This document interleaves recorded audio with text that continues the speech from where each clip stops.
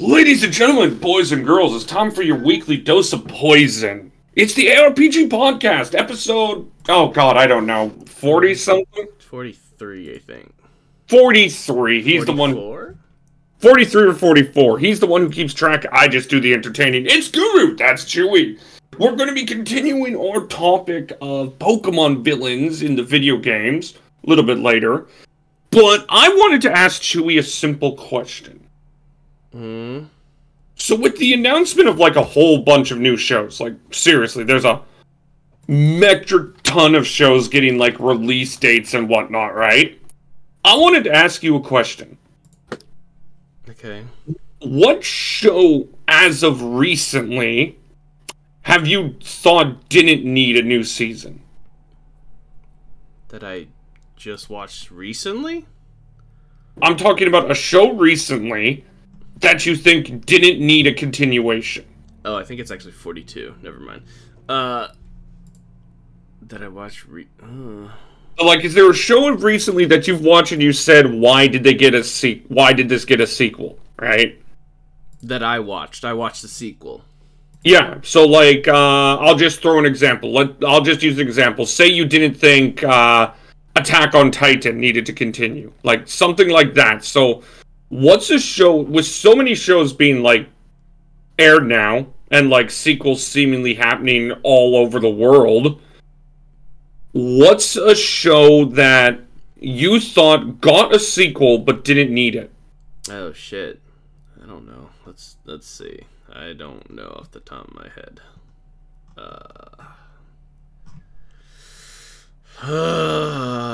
Sequel.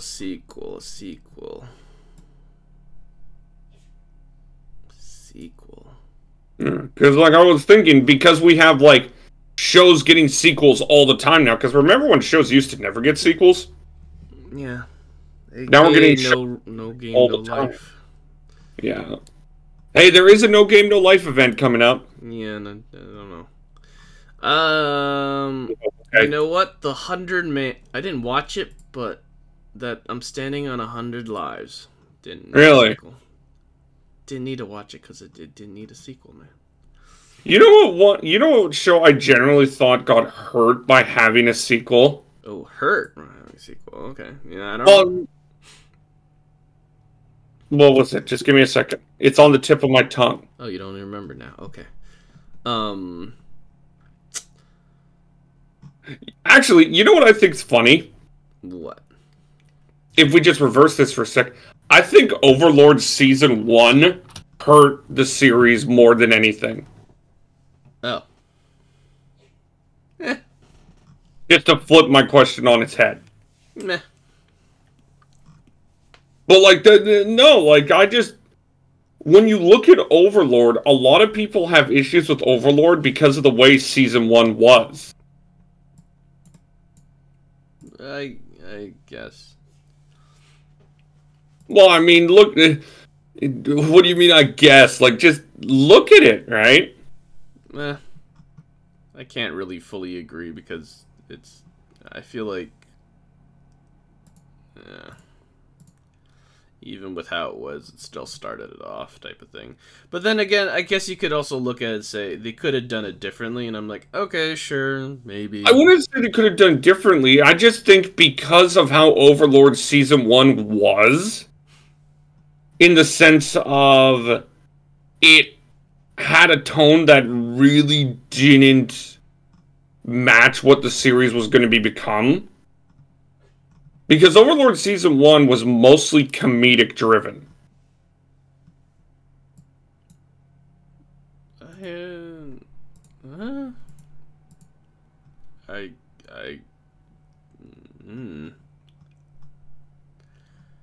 don't know about that. Well, I mean, let's just look at Overlord Season 1 for a second then. Compared to Season 2 and especially Season 3, was there really anything plot-wise that could push forward the story like that, right?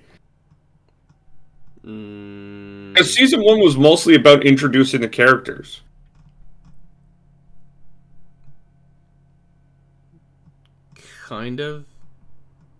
kind of introducing the world in a sense too. Yeah.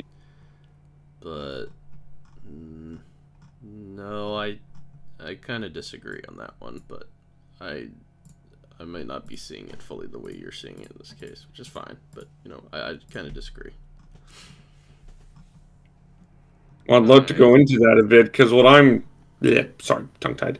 What I'm curious is just, like, we look at Overlord Season 2 and Season 3, right? Mm-hmm.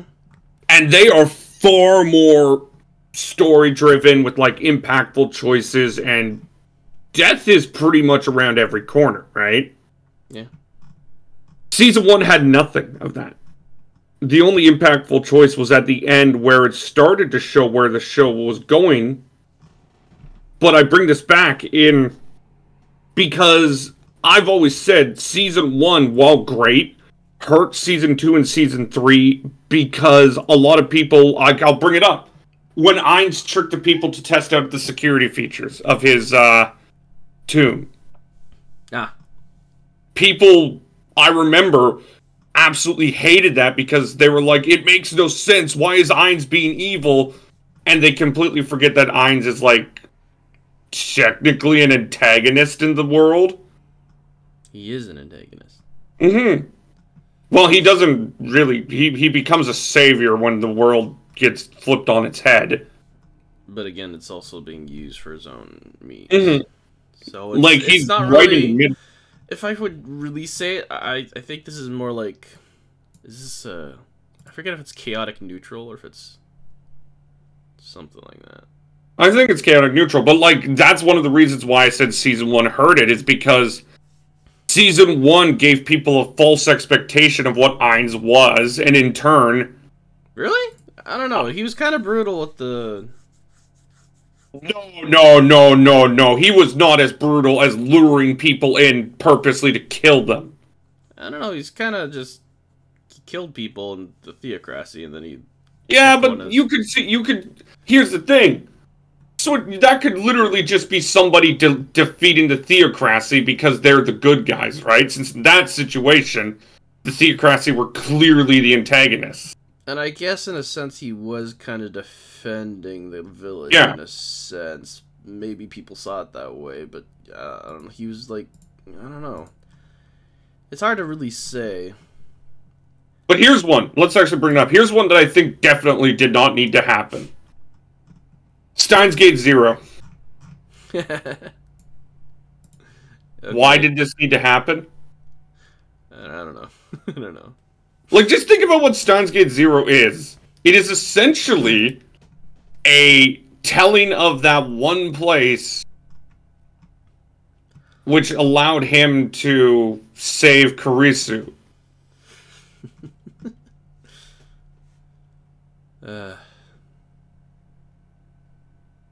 Like, I remember reviewing this show when it aired back in 2018, and it was good. Like, it was great. I felt like there was no point to this, though, right? Yeah. And that's kind of what I'm getting, is that did Steins Gate Zero need to happen for...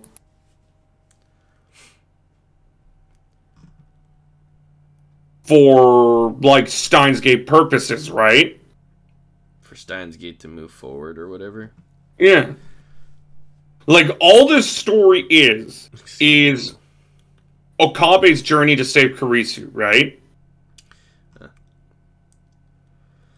But we've already seen that. Okay. Like, I don't think we needed to see the alternate world which allowed him to go save Kurisu. And I'm speaking this as a guy who considered Steins Gate Zero one of the best shows of 2018. I just don't think it needed to happen. I honestly don't see any... I can't really think of any sequels that shouldn't have really happened, or I didn't like personally that shouldn't have happened. It's an interesting thing to think about, though, with, like, now how anime is getting more and more sequels as the time goes on, right? Yeah, but I don't know. I haven't really found a sequel I think didn't deserve it besides, you know, the 100-man living on 100. Well, that's just because we think it's a bad show to begin with. And like we could make the case Ari Feretta doesn't deserve it. No, Ari Feretta does not. But I'm more talking about like sequels that didn't need to happen. Well, I mean, once I kind of watch them, I'm sure I'll be like, yeah, this didn't need to happen. Yeah, that is true. That is true. But then again, I guess we're just saying that because we haven't actually watched it. We're just using the. Oh, I watched the first episode and dropped it, and I rarely do that.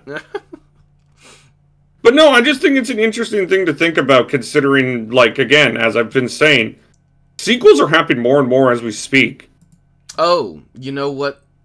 Okay, since you're doing it the reverse type of way, as much as I liked, as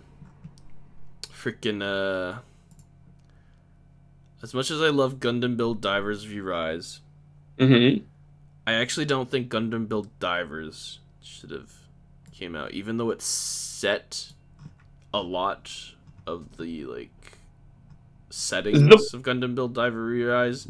I actually don't. I think we could have just been fine with just a couple episodes beforehand just to wrap up something, or even like half of an episode. Yeah, I could see that. You know, like when what's his name? Was it Ryu? I forget his name. No, is it Riku? Yes, it is Riku. Is Riku the main character of the Divers or Divers V-Rise? He's the main character of the first series. God damn it, Chewie. You're the one who got me to watch it. No, the other guy. I'm looking for the other guy. The one for Re-Rise. Is it... Hiroto? Yeah, there we go. I think when Hiroto has his flashbacks and he explains to, like, the group why he's the way he is, I think that would have been just a perfect time to just do the whole entire, like, Season 1 recap. And they didn't need a Season 1 at all. That would have been just fine. I think Gundam Build Divers Re-Rise would have been just as amazing, honestly. Because, like, you don't need a lot of those episodes, honestly, even though they're supposed to be like, hey, we're kind of building on the other characters and stuff. And granted, I love Ayame as a character. Like, her story was probably the best out of the group. But, like, and maybe the other guy, the older one, I forget his name, who was kind of Magi. first. Yeah. But, the problem I have to ask with that is, I think Riku and Sarah's actions mean too much to the whole universe. Which is why I'm thinking, well, why not just do, like, make the season a little bit longer and Divers Re-Rise, and then just go, hey, go kind of in media res and put up a little bit of a different story at the same time, just so that they can explain a bit of background, or not background, but the Season 1, without having Season 1 to actually happen. Sorry, I was like, what am I hearing? Then I just realized Ina's stream started. It was just an ad. But the thing about that is then we're getting into too much of morphing the show. You say that, but he was already going to go back and do a flashback anyways. His flashback was mostly about his connection to... What was her name? Eve. Yeah, but then he also showed off, like, he was part of the battles and stuff like that. So I'm like, yeah, well, but why don't you just... Okay, why don't you just... But the thing is, Chewie, his part was so fucking meaningless to the main thing. It isn't going to add anything. Which is that one part, you know what? Just don't do the first season, then just do a little bit of that. You don't have to. But again, you're talking about completely pretty much erasing the showing of Sarah and Riku's impact. I feel like could have lived without it. I don't think so, because like it changes the whole universe there. Maybe just shorten it. We didn't need a season. We need like 5 episodes. Then that's just like 5 or 6 episodes, really. Not even a season. You just don't like Gundam Build Divers, do you? No, I think it was good to set up, but it was just, I don't know. I don't think it was fully necessary. A full season it's a kid's show. Yeah, well, all anime's technically kid shows. No, like it's rated G. Yeah, well, most anime is also rated G. Alright, let's actually take a look at that for a second then. Where's the season? Let's pull up some random anime. Most anime is directed to kids themselves. World Trigger, rated PG-13. Maho Shoujo Lyrica, Nanoha. Brilliant series, by the way. Apparently Nanoha's rated R. What the fuck? Well, that's too bad. I'd actually like to go into the Nanoha series a bit. I think it's actually one of the better series ever. I think Inazuma 11 Orion no Kokuen did not need to exist. I think it... You're the guy who played Inazuma 11, so please explain it. Well, I don't even know if Tenbin no Eris really needed to exist. So... But the thing you have to ask about Inazuma 11, though, is, like, are those just made because of the game? No. No. The game hasn't even come out yet, honestly. I don't think it's even come out yet. No, it hasn't. It's still in development for Switch. But, like, okay, so they ended Inazuma 11, the first series back in what? 2007 or something? Let's see. Inazuma 11 series. The original one ended around... Oh my god, I don't have the thing. Give me a second, TV. But no, what I'm asking, Chewy, are those series made to sell future games? That could be it, honestly. But I don't know. At the same time, they're in development for so long. It's just like, I don't know what's the point of it at the moment because they still haven't released it. But they've already got the anime out. When it came to at least the original Inazuma 11 and Inazuma 11 Go, the games came out pretty, like, yeah, pretty soon. Not long after, pretty much. That's fair. Or at least quite quickly.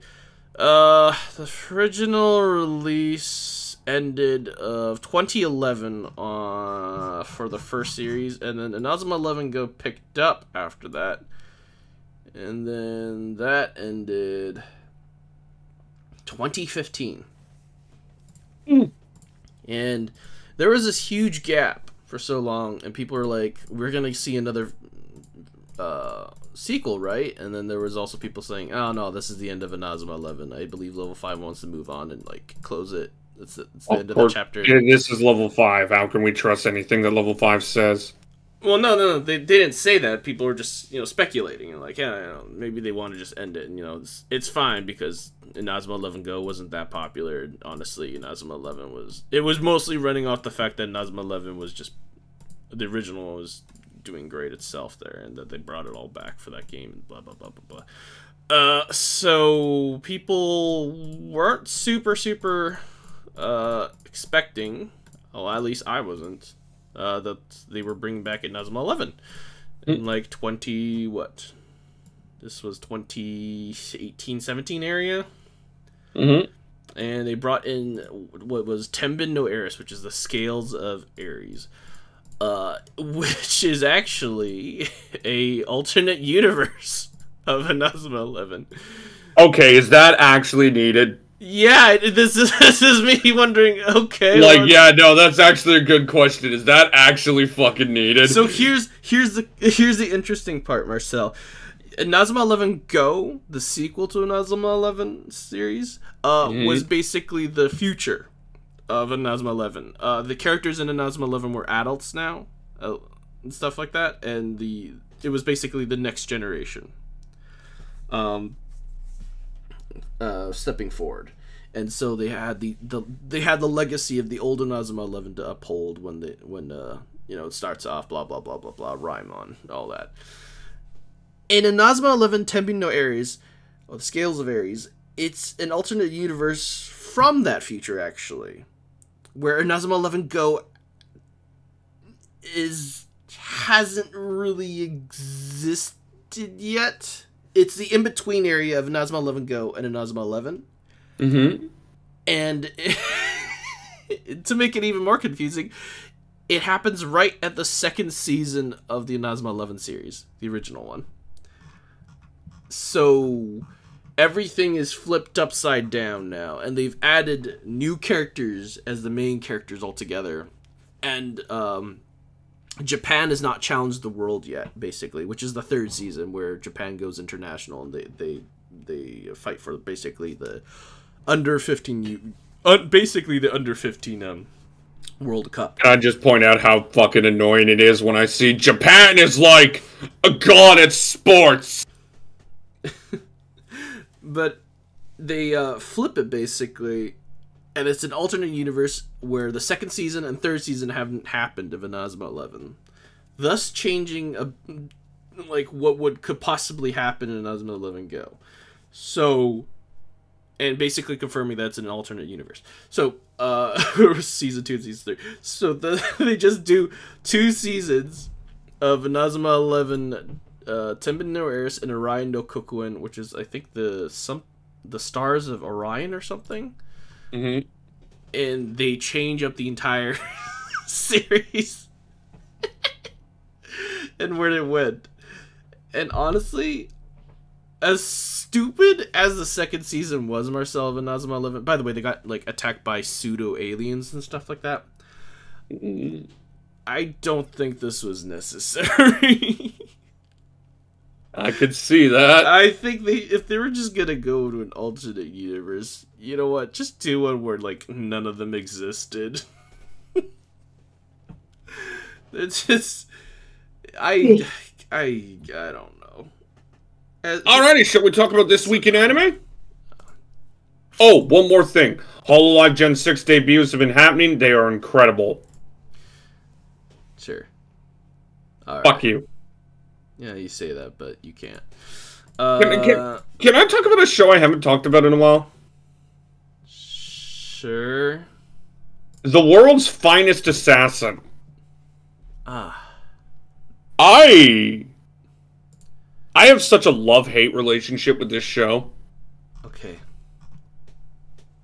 Well, my main issue is that it tries so hard to be this dark and mysterious show. And it's just cringeworthy at times. Mm. But then they have moments where the main character is essentially trying to... The best way to say it is fight for control of his life, because how he got isekai'd is essentially the people he worked for betrayed him and tried to get him killed, right? Mm. So he's pretty much just trying to... He's trying to control his life to the extent where he can't be betrayed. Mm. You get the idea? I understand. And you saw a bit of it this week, but the problem is, because the show tries to be so edgy with him, right? They try to make him into this, like, I am controlling all the things. I'm brainwashing this person. I'm setting up this thing. When he comes out and says that he loves someone, I can't take it seriously. Okay. That's fair. Because, to me, I'm saying to myself, okay, maybe this is just another trick, right? This is just some psychopath tricking me and tricking everyone else. Well, no, maybe this is just another contingency to avoid betrayal, right? I mean, he's just hiding his emotions from everyone, including the audience, because he's a fucking bitch. Then you have moments about his father saying, like, the reason why I sent you to become a learn how to be a merchant is because I wanted to give you a chance to get out of the assassin life. Like, that's good. Like, that's good writing. Okay. Like, this show is just so up and down, and it's kind of a frustrating watch. And the perfect example is this blue-haired character called Maha, right? Oh, I remember Maha. Yeah. One moment, she's this complete badass son of a bitch who will do everything to protect her friends, right? Mm. And then the next moment, she's like, Oni-san, can I suck your dick? No. I expected to get a reaction out of that, so I'm kind of disappointed in you.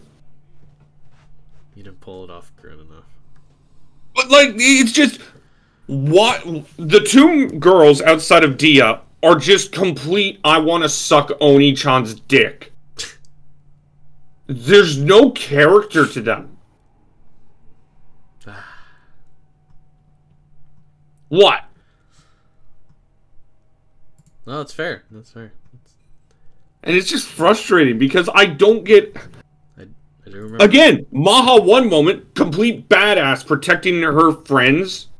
In this episode, she literally beat the shit out of someone who was trying to kidnap two of her friends.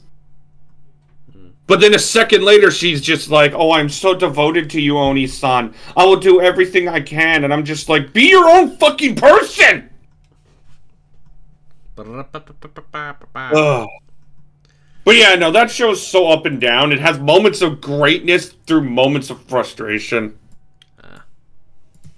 And then, of course, there was Kyuka Senkai.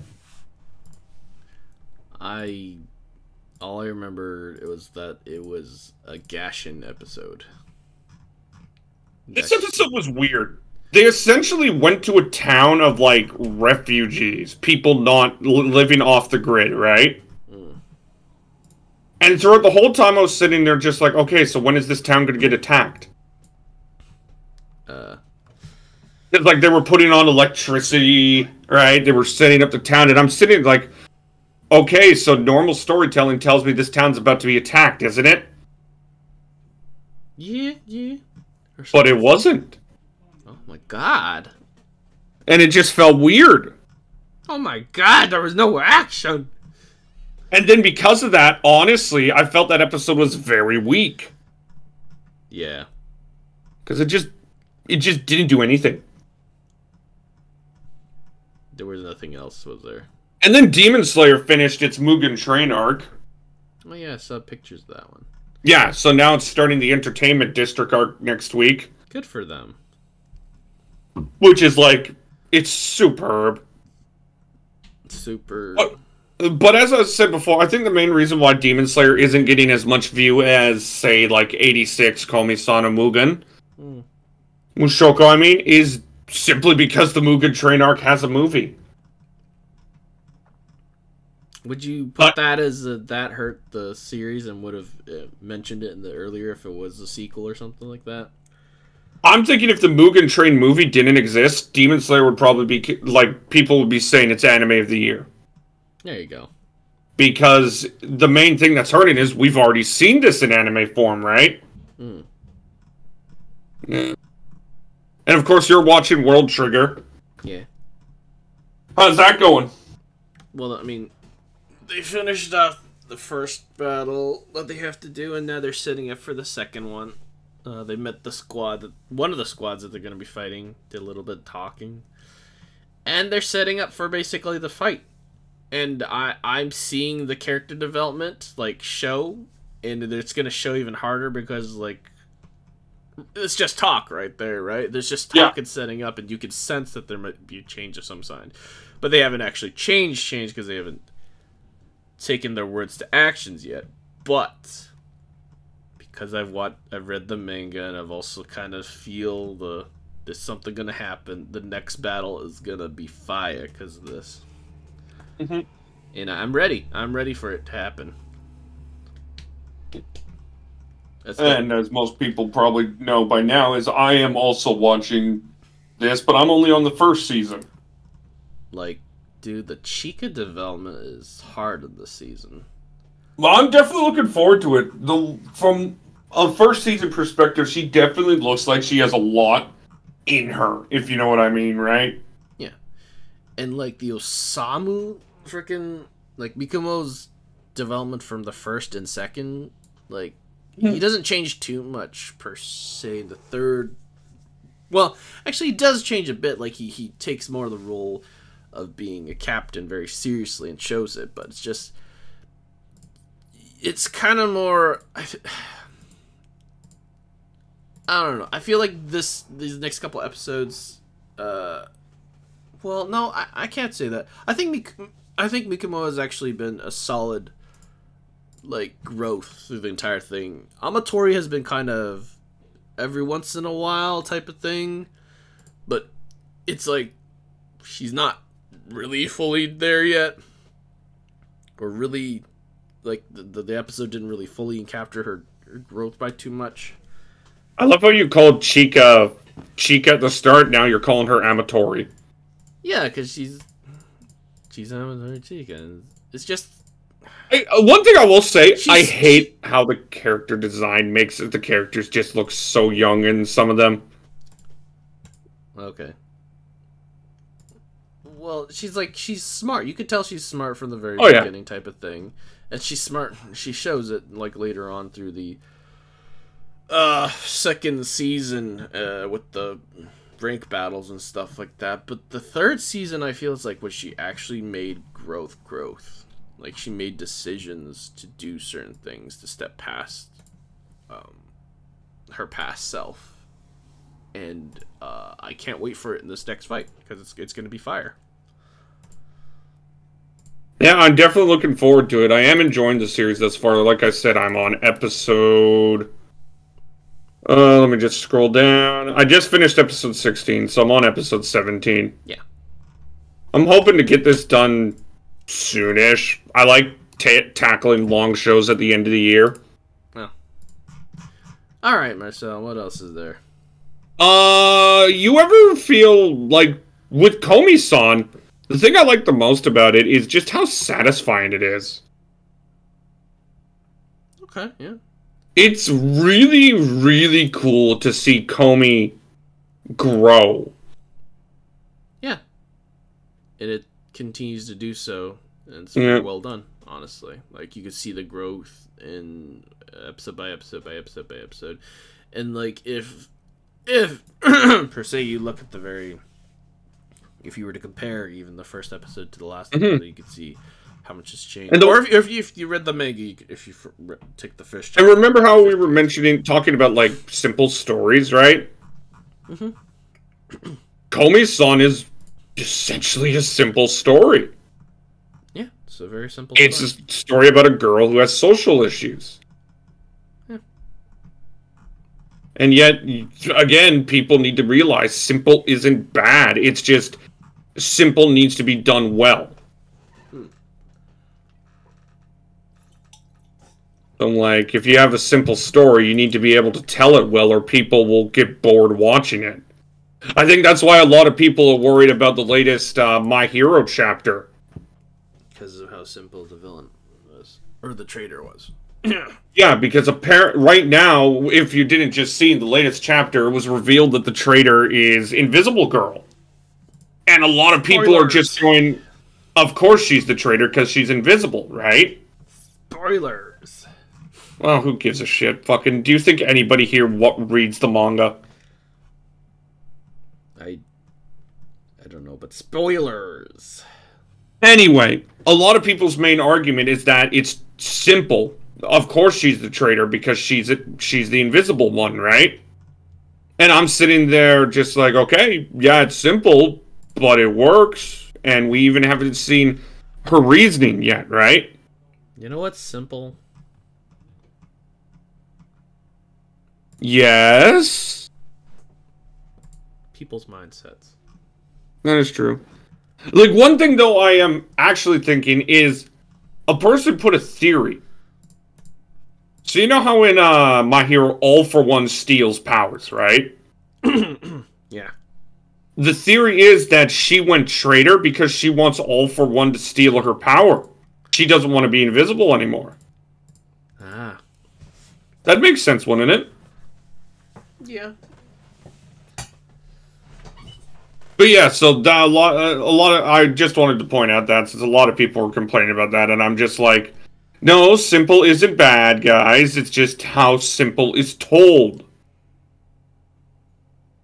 And other than that, I mean, because we didn't have episodes of Faraway Paladin in fucking 86 this week, because production issues.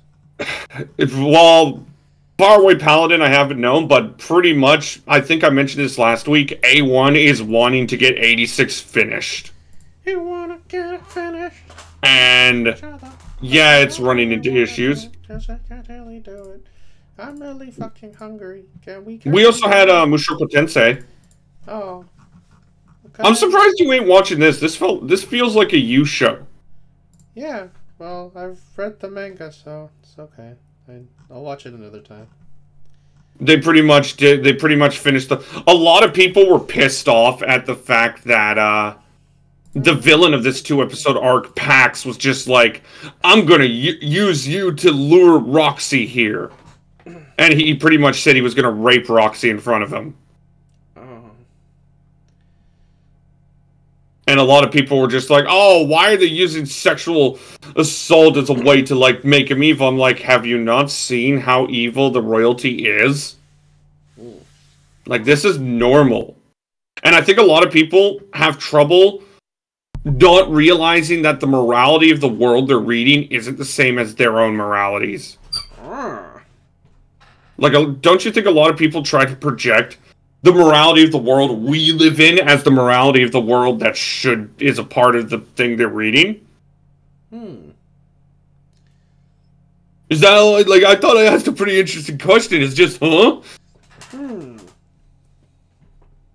And then Tacto P Destiny had a really nice episode where they took the characters in a way that I like quite a bit. Okay.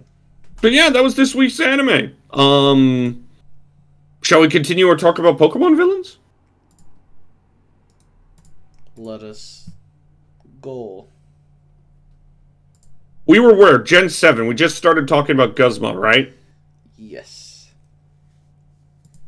Want to continue with Guzma? I don't think we got too much into him. Okay. Go for it. Go for it. A lot of people really shit on Gen 6 and Gen 7, but I think the villain aspect they got really well. I remember last week we talked about how Lysander's purpose and his actions were good, while Team Flare itself was, like, not good. Okay. Guzma has more depth to him than you'd think, because his whole thing is he's anti-Pokemon League. He's not against you or trying to take over the world. He just doesn't... He's just... Him and... What was... Kuki. That was the professor's name, right? Yeah. Kuki. They really don't like each other. Yeah. I mean, he doesn't like him. I don't know about Cuckoo to him. It's just like, yeah, he's just a troublemaker. But no, I kind of like how Guzma's whole thing was, I'm going to stop this little charade, in a sense, right? Mm. And it perfectly pulls them together with the real villain, Lucamine. Mm. What you think of Lucamine? I think she was a crazy bitch for a while. Okay, I'm actually asking for your honest opinion, for the love of God. No, she was crazy. It's crazy for her, but man, it was crazy. Isn't it a little interesting, though, how her whole thing is more about, like, her daughter and whatnot? I thought it was her children, but yeah. Well, mostly her daughter. I don't remember... Did she give up on Gladion? Maybe. I think most of the assault was focused on Lily, just because Lily was the one who was fighting back. Oh. But Gladion I was think fighting back too. It's definitely interesting to see, like, the drastic change in storytelling for Gen 7.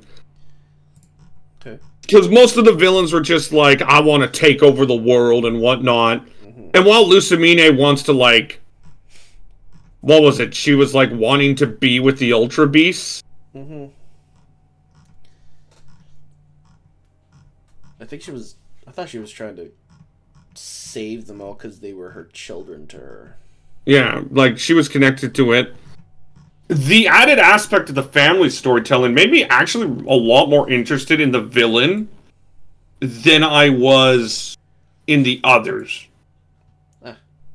It's kind of like that N connection. You become more interested in the story in black and white because N is pretty much your rival, right? Mm. So here, you're becoming more interested in the Lucamine story because Lily's there all the time. Yeah. Are you okay? I'm fine. Okay. I was just making sure. You don't seem well, man. You seem uninterested in everything. I'm not in my head, basically, right now. I'm letting you go. I'm letting you go, Marcel. Go on, Marcel. Okay. Go hard. And okay, and I think that's one thing about Gen 7 that I liked a lot, and especially when Rainbow Rocket appears, which we can get into them another time. Why another time? Because I don't know, but I thought we already technically talked. Yeah, we did actually. But one thing I liked about that is seeing Lily just use a Pokemon was kind of fulfilling. An Ultra Moon and an Ultra Sun, right? Yeah, because she did dual battles with you in the Rainbow Rocket thing. Yes. Yes, she did. Yeah. But I think Gen 7, for how... And it was Gladion that left this time, not in Lily. It's just interesting. Mm-hmm. Yeah. Interesting. And I think for... Does Gen 7 get a bad rap? Does it? Like, I'm asking you a question because I don't think it does. I don't think it does either. I just think I don't hear enough about the villains. Because I do think the villains of Gen 7 are strong. Yeah. Faba's just a little dick. And like, Faba's simple, but he works as, like, he makes you want to hate him. He's like the foil in a sense, and he leads up to Team Rocket in the end, so... Yeah. But, it's... Yeah, I mean, Lucimine's a different type of villain for sure that we've come so far. It's, like, it's mostly family to her. Whereas like, Giovanni, sure, has a kid in Silver, but doesn't, like, put it as his main thing. Yeah, but Silver never really comes into the story of, like, Giovanni's villainy. Oh, no, not the first one. But at least, like, he makes some sort of... If you had the DLC or something or whatever it was. I think... I forget what Pokemon event it is. I think it's Celebi. Silver... I think it was Celebi, yeah. Or the golden... Or the notch-eared Pichu and the shiny Pichu event. Anyways, yeah. Actually, I'll just, while you're going on there, I'll just quickly Google it. Pokemon Heart, Gold, Soul Silver, Giovanni event. Yeah, it was Celebi. Yeah, and you get to fight Giovanni with a Nidoking, Honchkrow, Nidoqueen, and Kangaskhan. And apparently, if you defeat him, he'll tell you... You remind him of the kid who ended his plans 3 years ago. Yeah. The one thing that's... Actually, speaking of that event... If I remember, isn't that event... Doesn't it imply that Giovanni kills himself? I don't remember. I don't think so. But, I don't know, you could be wrong. If I remember... Yeah, there was a prevalent theory that Giovanni kills himself at the end of that event. Yeah, I don't remember that at all. Yeah, no, it's implied that after he leaves, he, like... Yeah, no, it's weird. I don't But no, I remember that theory picking up for a while. I do not remember that at all. I do not remember that at all, man. Alrighty, shall we talk about Gen 8? Alright, go for it. I'm going to start here by saying this. I think Chairman Rose is one of the most cleverly written villains in Pokemon. Really? Like his character design, or his just like his goal? Okay.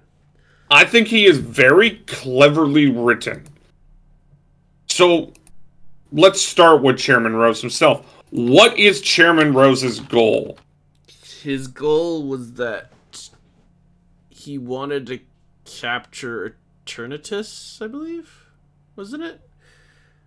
He wanted to use Eternatus to enact the Darkest Day as a way to... His whole goal was to avert an energy crisis 1,000 years in the future, right? Yeah, which apparently was going to happen, and I don't know how people know this. How does he know this? Yeah. I don't know. How does he know this? Alright, here's how it goes.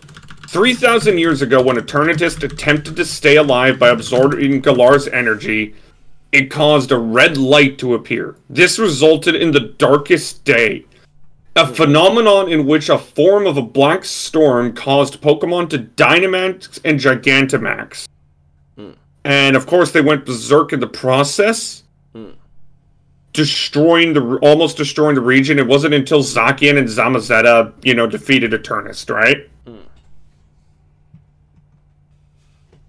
Rose's goal is to use Eternus to bring in a second Darkest Day to avert Dynamax energy shortages predicted to happen in 1,000 years. So essentially, Dynamax energy is the equivalent to, like, a world ending type thing, right? Yeah. So, like, it's climate change. It's essentially climate change. Yeah. And honestly, I really like that aspect. Okay. Because I think one thing Sword and Shield did really well is they got the human emotion down. Okay. Like, you remember how Hop... It's Hop, right? Hop? Yeah, it's Hop. He's always changing his Pokemon because he's frustrated that he's losing and he can't find his way, in a sense, right? The self-doubt of Leon that we see in Pokemon Evolutions episode, right?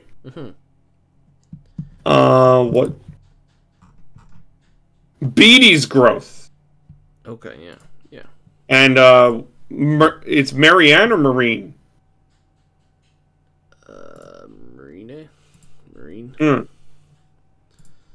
You know, the punk rock girl. Yeah. Her attempt to not, like...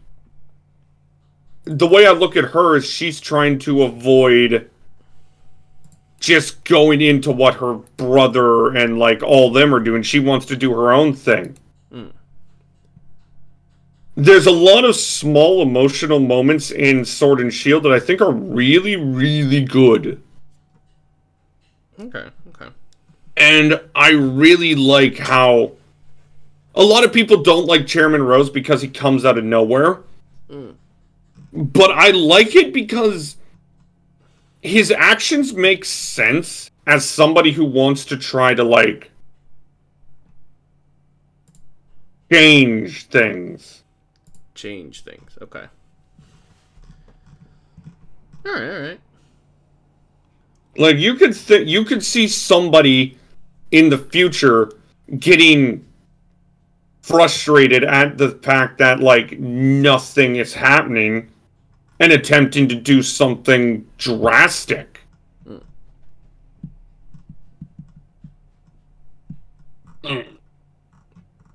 Sorry, I had to take a drink.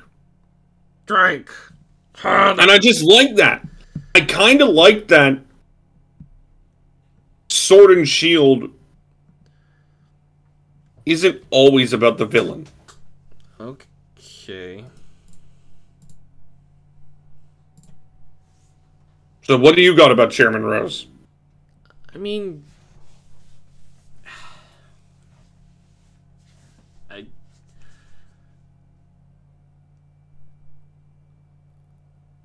Actually, let me ask you something. Is this a Lysander situation? I feel like this is a Lysander situation. I'm drawing some lines here, or connections with Lysander here, which is... The connections and the motives are great, it's just the execution wasn't there. Yeah, but it's weird, honestly. I feel like Rose's existence and stuff and his, like, reasoning is quite close to Lysander and with this whole trying to save people or whatever, or save the world, putting everything onto his shoulders in a sense, taking all the burden. Well, you got to remember with Lysander, it was less about saving the world. He just didn't want the world to become ugly in his eyes. Yeah, which is so like I he guess was more was kind of very strange or misguided in his reasoning, but like Lysander. The main thing with him is he was willing to destroy the world to stop it from becoming ugly. Yeah. And Well, Rose, you see that he genuinely cares about the world. It's just he kind of goes at it in the worst possible way, right? definitely different.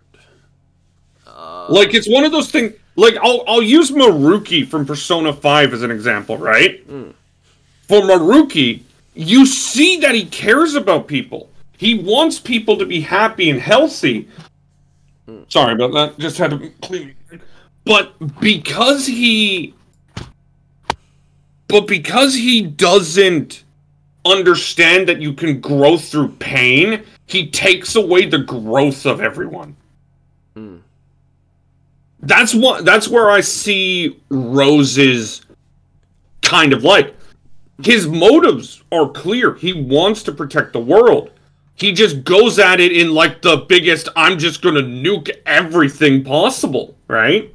Yeah, okay. So here's a question. Would Rose have been better if instead of Team Yell,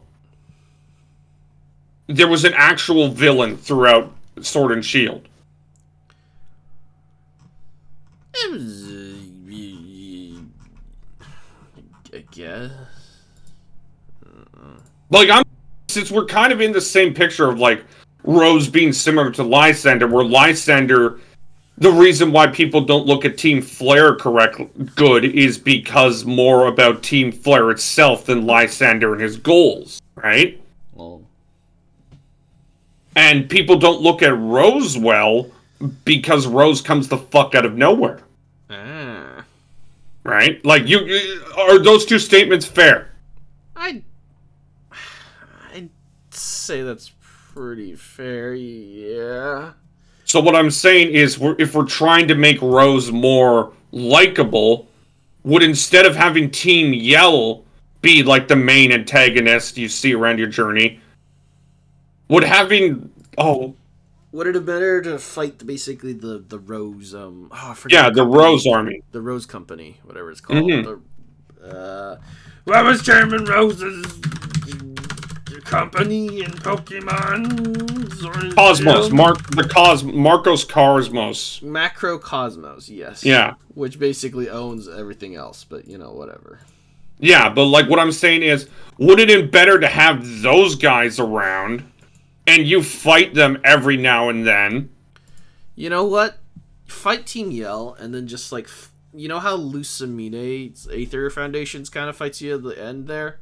I feel like they should have fought somebody that wasn't Team Yell, but they couldn't identify as Macrocosmos. I think that would have been pretty cool. Like, maybe have Macros Cosmos impersonate Team Yell to cause some shit, right? Or they just look like random people altogether. I don't know. Just look bad, and they had like a, weird, patch or something, or glasses going on. Just put some weird glasses on. I don't know. Yeah.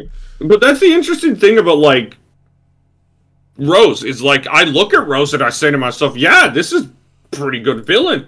I just wish there was more of him, right? Yeah. Like, you got a sense of Rose being a creepy son of a bitch as, like, the game went on, right? I just kind of wish we saw more than that. That's fair. I generally wonder, have you watched any of the anime at all? I watched some of the animations, but not all of them, no. I'd love to see how Rose is used in the anime. Didn't he fight Ash already? Oh, yeah. Oh, fuck. I'm just reading the description. They've already done the entire Eternatus plot. Yeah. God, this anime's been going on for a lot longer. Here Comes Eternatus was... Yeah, no, they got to the Eternatus plot at, like, episode 44 of the, series. How many episodes have been in this current anime series? A lot. It's definitely weird. I'd love to actually go into this series eventually. Because it definitely feels interesting. Flappo. With how they're going at it, right? Like, apparently Dawn has made her return. Yes, and she's going to be now a main character for the Diamond and Pearl series thing. Because, of course, you know, with the whole Diamond, Pearl, Brilliant Diamond, Shining Pearl remix, we got to do the anime series to help blast it. Blast it, boys! I mean, you got to admit that is... Ass blasters, let's go! A pretty smart decision. Yeah, sure. Well, what? They asked her. Ah, whatever. But no, before we go on to Pokemon Special, since you want to masturbate over that, yeah, fuck. I think it's safe to say we both agree that like the best villain was Generation 5. Yes. Yes. So, excluding Generation 5, who comes after that?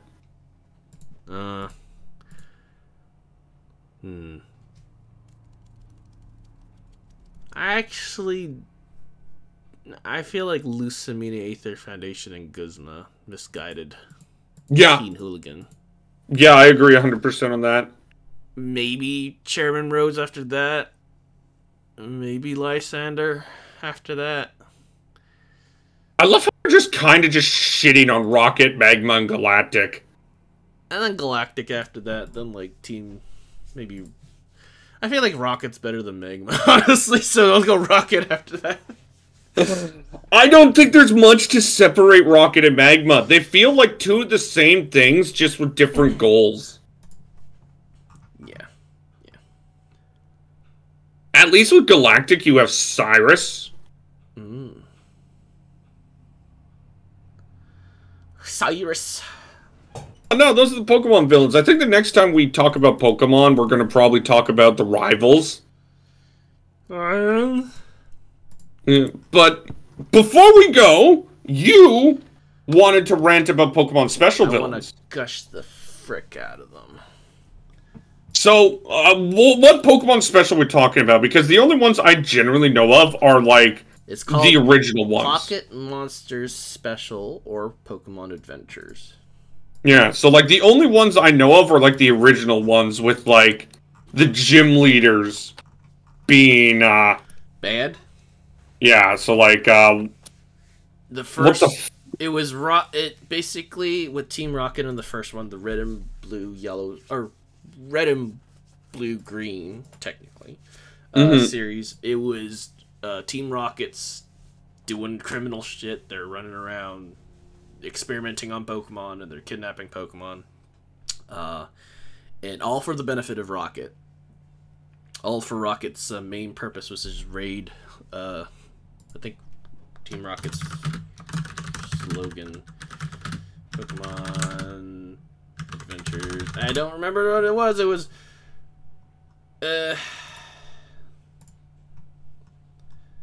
raid other. Oh shit.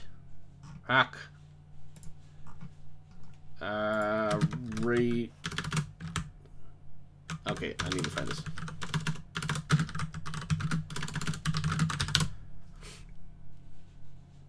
Raid on the city, knock out evil Tuss. Which is kind of strange if you think about it, but it's basically a play on terms for basically saying, literally using Pokemon for our own gain, we will just take them and shit like that. And it's Koga, I believe, Lieutenant Surge, and Sabrina that are actually the three main executives to Team Rocket at the time and to Giovanni. The way that they played with that was honestly well done. I don't know if you actually read any further, but No, I know of, like, the people, if you know what I mean. Like, I know that Pokemon Special does do a lot of different things. Like, for example, Yellow gets fucking petrified. Petrified? Yeah, and apparently in the Emerald chapter, Yellow and four other trainers were petrified statues. Oh yeah, they were. Yeah, that's a different story altogether. But I'm because of that, I can pretty much know this. This series tries a lot of things. And you know what? It works out pretty well because they build the characters very well, honestly. And I enjoy that. And even the villains as well. Like, you can tell from the first chapters, like, Giovanni, like, meets Red, but Red doesn't know it's Giovanni and doesn't know Giovanni's Team Rocket's leader, nor is the last gym leader and stuff like that. And he, basically Giovanni sees him still as a kid when he's dealing with, like, Magmars and stuff like that.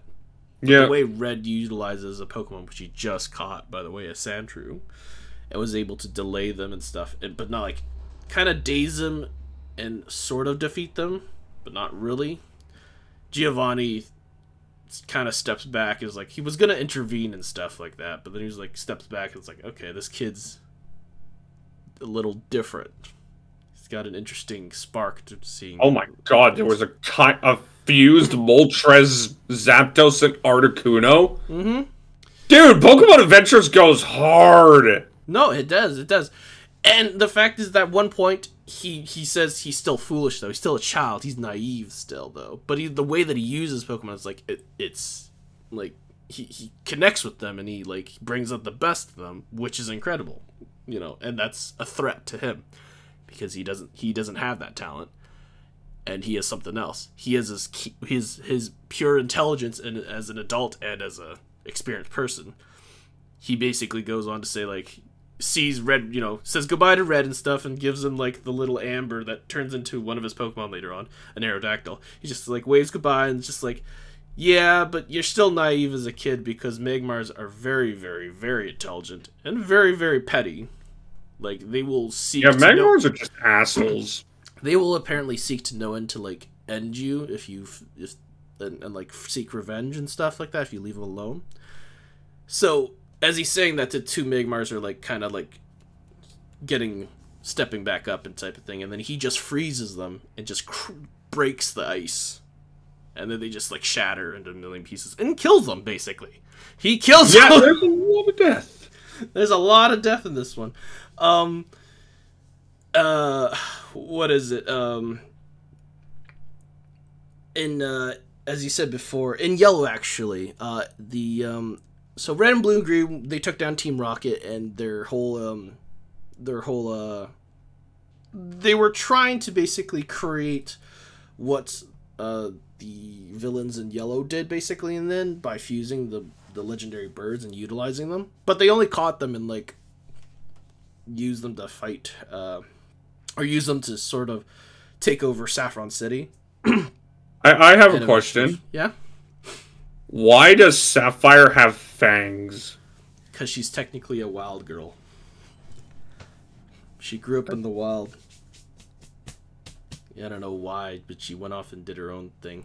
She tried to get tough, basically, I believe, and so she went off and reverted. Well, not reverted, but kind of, like, stayed out in the wild majority of her life, so she started to develop, like, primitive, not primitive. You know what the funny part is? Attributes. The funny part I find?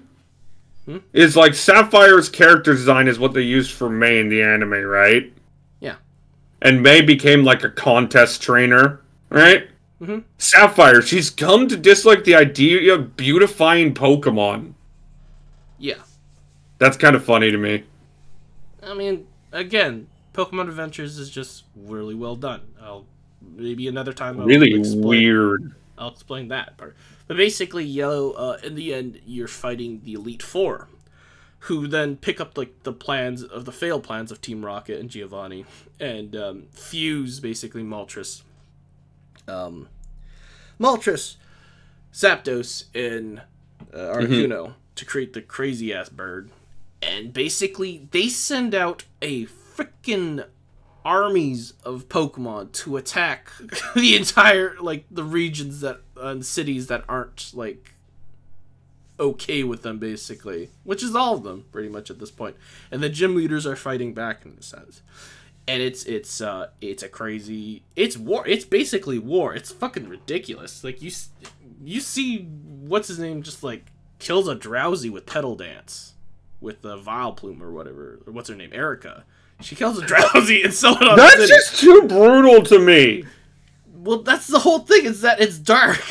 And there's so many things of like people mind controlling people. Like the villains actually can do mind control with, like, because of ghosts and psychic type abilities and stuff like that. They control people. They use them to their own means. What is it? Team Aqua and Team Magma are actually quite scary in Aqua and Magma because they're so radical in their movements and everything. But the thing is, the reason why apparently they're so obsessed with creating land and water is they actually connected with the Kyogre and Groudon, respectively, Archie and Maxie. Mm-hmm. And because Archie and Groudon and Kyogre, their feud for like water and land has like transcended basically eons and eons and eons, that they basically created proxies to do their work because they were in dormant sleep right now. So the blue orb and red orb that you have to find in like Mount Chimney or whatever, and the green orb and stuff like that, they basically utilize that as a way to channel and how should I say, strengthen the proxy bond in a sense. So they became more and more radical afterwards, which is why actually at one point I forget it was Archie or Maxie, like actually sends one of his executives and one of the team, I think it was actually Team Aqua maybe, sends or locks one of his executives and the opposing executive into the submarine once he arrives in the underground cave. It just locks him in and like punches the thing so it or just damages the sub itself, so it starts to sink actually, and he's just like, nobody's gonna get in my way and shit like that. And the executives like somehow get out, and they're like, why the fuck did your boss just do that? Stuff like that. It's like he's just, the executive was like, I'll ensure, because he's going mad with power. And in the end, Maxie and Archie don't really fight in the end. They in the end just sort of, they're too deep in as being the proxies to Kyogre and Groudon. Oh yeah, apparently in the ending they break apart. Yeah, they just summon the frick out of Kyogre, Groudon, and they get sent into the distortion world. Yeah. Wally somehow gets with the help of what's his name, Norman, Petalburg Gym, Ruby's dad. You got it right, Norman. Yeah, Ruby's dad basically sends him to go to Sky Pillar to get to awaken Rayquaza, and Rayquaza ends up breaking up the whole fight and helping out Ruby and Sapphire take down Archie, Maxie, and Kyogre and Groudon. And then in the end, the orbs shatter, and because they're too attached, they just dissipate into nothingness, which they thought was nothingness, but they kind of get sent off into the distortion world. And now this is the crazier part. The chapter after Ruby and Sapphire and Emerald, the villain is actually a person named Guile, and he basically sets it up so how should, or no, actually the next, the next one is called is Falls Fire Red and Leaf Green. Emerald. No, it actually is Fire Red, Leaf Green first, after Ruby and Sapphire. And it goes back to the original trio, Red, Green, and Blue. And there's apparently Rocket has kind of returned in a sense there. And it's Giovanni with a new trio of executives. And they're the three beasts, Sid, Car, and Orm. I believe they are trying to get a hold of Deoxys, actually, in this case. and they go to the Sevi Islands for that. I believe in the end, what is it? Fuck. Give me 1 second, for a second. Oh, sorry, I need the honor. I believe Silver also ends up being there with Yellow because he's Silver seeking his parents, and he finds it leads them to basically their fight in the end, and Giovanni. And Giovanni actually in that fight, the final fights with Deoxys and I think Mewtwo and stuff like that. He says like he's his dad and stuff, and then borrows his Ursa ring once more. Then Surd's, just like when everything turns out to be A-okay at the end, Surd, one of the three beasts, launches a desperate attack, which then petrifies them all. So green, blue, red, silver, and yellow are all petrified in this petrified state. And the statues are then moved, actually, to the battle frontier area. And it's weird. It's kind of weird that sense there, but apparently it's all leads up. What is it? In the Emerald chapter, the new character Emerald is sent to the battle frontier. He needs to conquer his dream is that he wants to conquer 7 facilities in 7 days, and he does so within this series. And there is the main antagonist, however, the main reason why he's sent over there is because there is this certain wish Pokemon named Jirachi that exists there, and that when awakened will give 3 wishes. That and the statues were also moved there as well. And apparently there's some dude trying to get to Jirachi and stuff like that. And his name is Guile Hideout. And it turns out at the very end, Marcel, he's actually, what is it? He's actually Maxie. He's actually Team Aqua's Maxie. And the reason why he survived the whole ripping of everything and going into the distortion world and even like getting pulled apart in there was that somebody offered him and Archie. Oh no, it was Archie, sorry. Team Aqua's Archie, sorry. The reason why he existed still was because of this armor, and he was offered this armor back in the distortion world by some stranger. And the thing is, there was only one set of armor and one sword that could keep them like apart of physically anchored into the real world. So the person left it up to Archie and Maxie to decide who would get it, and they fought basically, and it was basically implied that Archie murdered Maxie for it. Be gone! Thoughts! And he puts it on, and he's basically trying to get Jirachi so he could basically exist without the armor itself there. And also bring back the whole, I'm pretty sure he wanted to get like Kyogre's power back and Groudon's power back. But it doesn't happen, and then his armor breaks, and then he just dissipates into nothing once more. This time, I don't think he actually comes back whatsoever. And Jirachi is used to save the statues of the original Dex holders that were petrified, etc., etc., etc. I skipped another one, by the way. I skipped the Gold, Silver, Crystal chapters.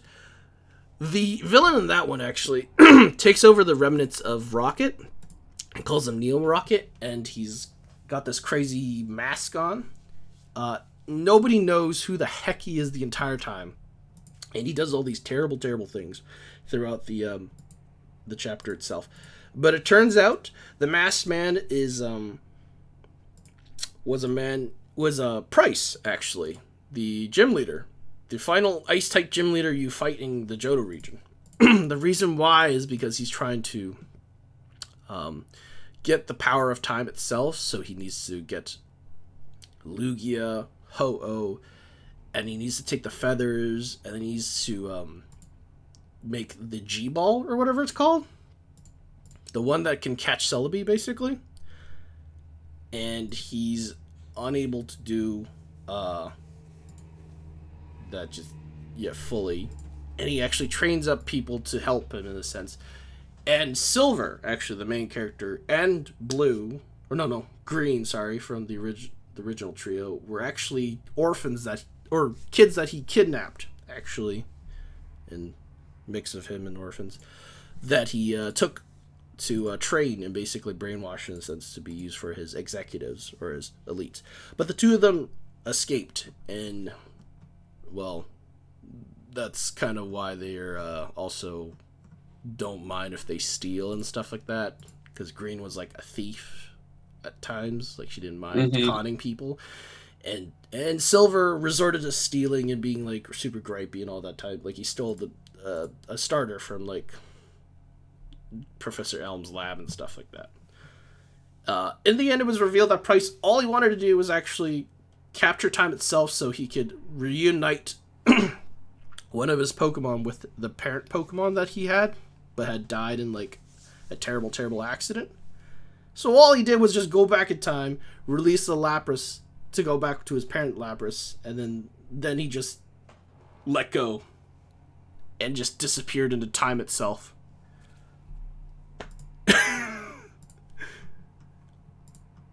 And it was just like, wow, you did all that for that. That's like, you are really messed up, man. I love how we're essentially just talking about the series. No, like, these are the villains. Like, this is what they were and everything. And in Diamond and Pearl and Platinum, Galactic actually brainwashes their grunts. Like, they have no personality. They are just, like, mindless. I was right. Grunts. Cult. Yeah, exactly. But it's, like, it's done better because the fact that they talk and or have personalities and stuff doesn't work out very well in the games itself. So, it's revealed that the mysterious woman... Apparently in the wiki it says Archie reveals that the mysterious woman from Team Galactic gave him and Maxie the armor and sword. That's right. That's the connection I was going to make at the end. Is that in the Diamond and Pearl series, when they get to the very end where Cyrus has kind of captured both Dialga and Palkia, Surd actually comes back. Surd from the Beast Trio. She was apparently the person who was placed in Team Rocket to sort of initiate the whole, or to kind of help with the whole Deoxys thing. It was supposed to capture him because he was part of space and stuff like that. And she also gave Archie and Maxie the armor in order to enact their revenge in a sense. Because she also, I think they were trying to get a hold of Jirachi as well. But that didn't work either, so kind of fell through. And Surd was apparently the fourth executive of Team Galactic in the end. But then, you know, they got dragged into the Distortion world.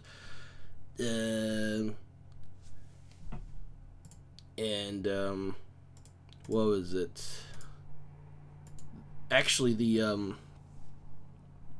the main characters from Diamond and Pearl actually get the bodyguards that were supposed to to protect the main character Platinum got taken to the Distortion world during that encounter. So was Cyrus, I believe. So Charon takes over and then leads basically everyone into the Battle Frontier area. And Charon is just like, he was just saying, oh, you know, I'm the main villain and I used everyone. Well, no, it's like, no, he just took advantage of the fact that, like, Cyrus's crazy plans didn't actually go through because he got taken out by Giratina. And so he just takes over the whole mindless grunts thing and just goes off and does his own thing. Doesn't matter too much about that. Karen's not that great of a villain, but Cyrus is still well done, and the villains of Team Galactic, because they were brainwashed and were freaking like this brainwashed army was more frightening in a sense than these guys in like regular Diamond, Pearl, and Platinum. Just saying. Oh, and turns out like, I could go on. I could literally just go on with these series, but, like, the way that actually, what's his name? Satoshi Yamamoto, is the illustrator. Sorry. Hidenori Kusaka and Satoshi Yamamoto do, like, their work and stuff like that is incredible. Like, I can keep going on. The representation of En and Getsus was, like, honestly, just perfect. Zinnia's, like, actual story that pops up in, like, Omega Ruby Alpha Sapphire chapters was just beautiful. Like, they actually went deeper into it with her tribe of the Draconid people and stuff like that, and what the Devon Corporation actually did to them, and why she's acting out the way she is. X and Y with, like, they actually showed Malva doing shit with Team Flare, and like, showing her dedication and her love for Lysander and everything was just mwah, mwah, mwah, mwah, mwah. And Black and White 2 with Colress and the whole gets the situation being like he just got, like, fucking memed the shit out, and ends, like, trying to figure out or, you know, sees his ways and stuff like that. It's not working out, and it turns away, and it's just so well done. The Sword and Shield chapters actually were it's Chairman Rose, but it's not really Chairman Rose at the same time. That's the main villain in the end. It was just, like, they're not done yet, that chapter, but it's like it's leading up to be pretty good. I like the main characters' names: Henry Sword, Casey Shield. In Japanese, she's actually called Shiru Domiria Tate, and who gives a shit about that? The other person was named Sodo Tsurugi, and Tsurugi means sword, actually, though, Marcel. Sodo Tsurugi. No shit. Well, I mean, they can't constantly call people Moon and Sun all the time, and Ultra Moon, Ultra Sun, and Black White 2 and stuff like that. I just forgot. We completely forgot to talk about fucking Sword Lord and Shieldbird. But that's totally fine, because they weren't represented. Fucking useless, yeah.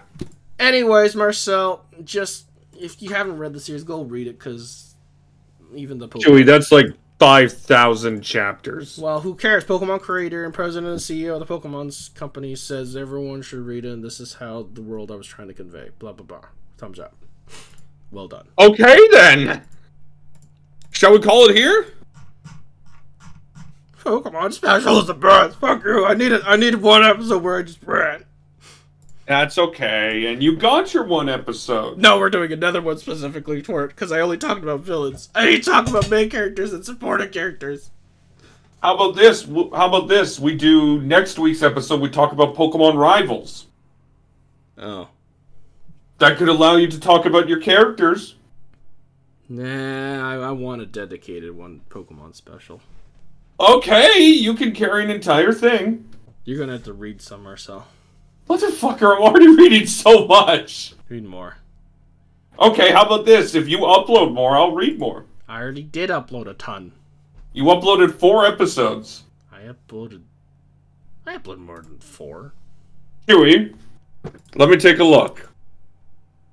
I'm sure I uploaded more than 4. RPG podcast. I thought I uploaded 5 at least. Let's see. 1, 2, 3, 4. Oh, well. Plus, you haven't uploaded any of the Let's Play, and it's already past November. We're bad people. Go away. Ugh. Alrighty, but this is the latest episode of the RPG podcast. See ya next time. Bye-bye. I